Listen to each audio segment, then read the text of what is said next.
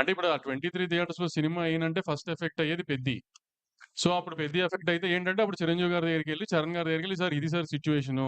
ఇట్లా లాస్ట్ మినిట్‌లో చెప్పారు. ఆల్రెడీ ప్రొడ్యూసర్ అయిన ఆయన 'పెద్ది' మీద ఒక అమౌంట్ ఆఫ్ ఎక్స్‌పెండిచర్ అయిపోయింది. సో, ఇప్పుడు ఈ హిట్ తీసుకునే పొజిషన్‌లో ప్రొడ్యూసర్ లేరు. కాబట్టి ఏం చేద్దామండి అని 'చిరంజీవి' గారిని అడగడమే ఇంక నెక్స్ట్. నిన్న వాళ్ళు ర్యాండమ్‌గా ఎక్కువగా విషయంలో తీసుకొచ్చారు.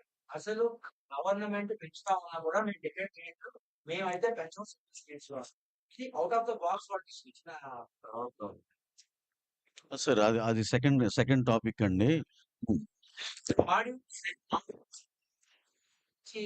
సార్ ఆడియన్స్‌కి నిజంగా మీరు థియేటర్‌కి తీసుకురావాలి అనుకుంటే ఒక రూ. 50, రూ. 100 మేము తెచ్చే థియేటర్ రెంట్ కంటే మీరు అమ్మే రూ. 500 కనుకాలు ఎక్కువ భయపడుతున్నారు. ఆ ఎఫ్ఎఫ్‌బిని తగ్గించండి ఫస్టు. మెయిన్ ఇప్పుడు బుక్ మై షో ఓపెన్ చేయండి మీరు. టికెట్ రూ. 150, రూ. 175 మేము అమ్మేదనుకోండి. రూ. 195 అమ్ముతాం. లేకపోతే 295 అమ్ముతాం. 295 మీద గవర్నమెంట్ ఏసుకోమని చెప్పింది రూ. 6 బుక్ మై షోని. కానీ మీరు 2 టికెట్లు కొంటే 600 కట్టాల్సింది దగ్గర దగ్గర 800 750 850 కడుతున్నారు. దాంట్లో రూ. 50 రూ. 60 కన్వీనియన్స్ ఫీ అని పోతుంది. అయన్నీ ఏంటో అడగండి సార్. అయన్నీ తగ్గించండి. ఎఫ్&బి పాప్‌కార్న్ తగ్గించండి. మీ కూల్ డ్రింకులు తగ్గించండి. అన్నీ తగ్గించండి. ఆటోమేటిక్‌గా జనం థియేటర్‌కొస్తారు. మేము పెట్టే రూ. 100 రూ. 50 మూలనే థియేటర్ జనం రావడం ఆగిపోలేదు ఏమి. సార్ వంశీ గారు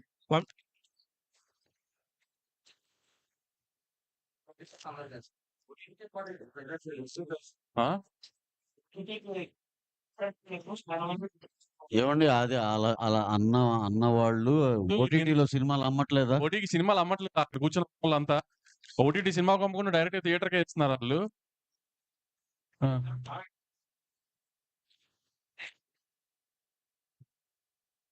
కాస్ట్ గురించి వస్తున్నాను. మీరు చెప్పిన టైం బాంబ్ ప్రోగ్రామ్ అంతా అగ్రీడ్. మీరు ఆల్రెడీ రెమ్యూనరేషన్ అంతా అగ్రీడ్. అంటే మనం ఒప్పుకోకపోయినా రేట్లు టికెట్ రేట్ అనేది జనాలు మనం తిట్టుకుంటున్నాం కదా.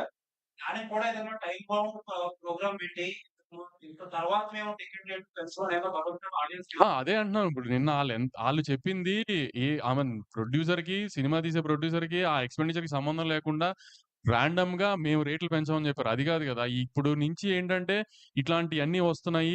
ఆడియన్స్ థియేటర్ టర్నౌట్ తగ్గింది. లేకపోతే ఐ మీన్ ఓటీటీ ప్రైస్ తగ్గింది. ఇయన్నీ మాకు లాస్ట్ 6 మంత్స్, 1 ఇయర్ నుంచి జరుగుతున్నాయి కాబట్టి నెక్స్ట్ బంచ్ సినిమాలు ఎవరు ఏం చేసినా ప్రొడ్యూసర్స్ అందరూ అది కాన్షియస్‌గానే ఎక్స్‌పెండిచర్ మీద గాని, రెమ్యునరేషన్స్ మీద గాని ఒక చెక్‌తోనే ఎళ్తున్నాం. సో, ఫర్దర్‌గా మాక్సిమం 99% ఒక పైన 5 సినిమాలకి తప్పితే ఏ సినిమాకి రేట్ హైక్ లేకుండా చూడటానికి మేమే మాక్సిమం ట్రై చేస్తున్నాం.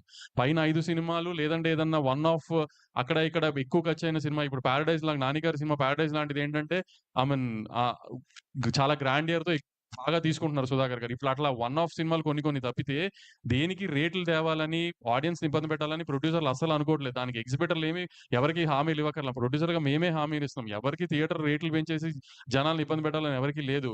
ఒక 4, 5 సినిమాలకి మేము విజువల్ స్కేల్ ఆ రేంజ్‌లో చూపించాలనుకుంటున్నప్పుడు ఖర్చయింది దానికి కొంచెం ఎక్స్‌ట్రా అడుగుతున్నాం. అంతే తప్పితే ఎవరిని ఇబ్బంది పెట్టాలని అది కూడా ఇక నుంచి మాక్సిమం తగ్గించడానికే ట్రై చేస్తున్నాం అందరం.